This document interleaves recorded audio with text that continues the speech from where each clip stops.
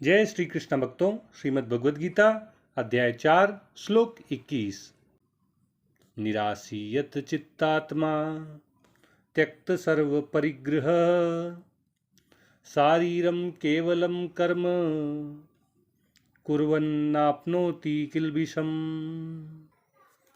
भगवान कृष्ण अर्जुन से कर्मयोगी के लक्षण बताते हुए कहते हैं कि एक कर्मयोगी निराशी होता है, उसमें कुछ पाने की, कुछ बनने की कोई आशा नहीं रहती है।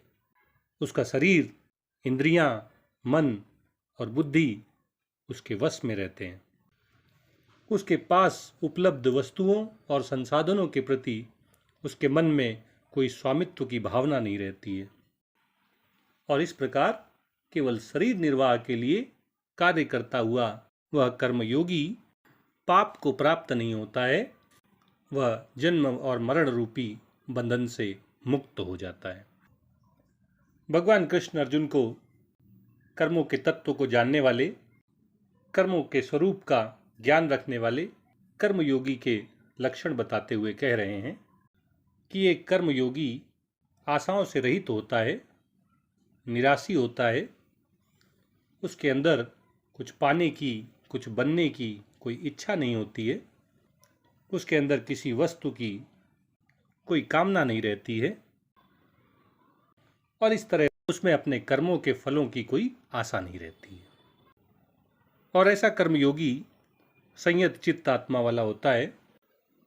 सामान्य व्यक्ति जहाँ अपने शरीर के, अपनी इंद्रियों के, अपने मन के या अपनी बुद्धि के वश में कार्य करता है, वहीं एक कर्मयोगी अपने शरीर को, अपनी इंद्रियों को, अपने मन को और अपनी बुद्धि को अपने वश में रखता है। और ऐसा कर्मयोगी सभी प्रकार के परिग्रह से रहित होता है। वह सभी वस्तुओं में स्वामित्व की भावना का त्याग कर देता है। उसके पास उपलब्ध जो संसाधन हैं उनका उपयोग वह सुख के लिए, भोग के लिए नहीं करता है, बल्कि लोकहित के लिए स्वामित्व की भावना से रहित होकर वह वस्तुओं का, संसाधनों का उपयोग करता है। ऐसा कर्मयोगी केवल शरीर निर्वाह के लिए ही कर्म करता है। वह जानता है कि मैं सत्स्वरूप आत्मा हूँ, मैं कर्म को करने वाला नहीं हूँ। इस प्रकार वह कर्तापन के अभिमान से, अहंकार से रहित हो जाता है। वह ये जानता है कि शरीर, इंद्रियां, मन और बुद्धि संसार से प्राप्त हुए हैं, इनका उपयोग संसार के हित के लिए ही होना चाहिए और इसलिए इनका उपयोग वह समाज, राष्ट्र और विश्व के कल्याण के लिए ही करता है।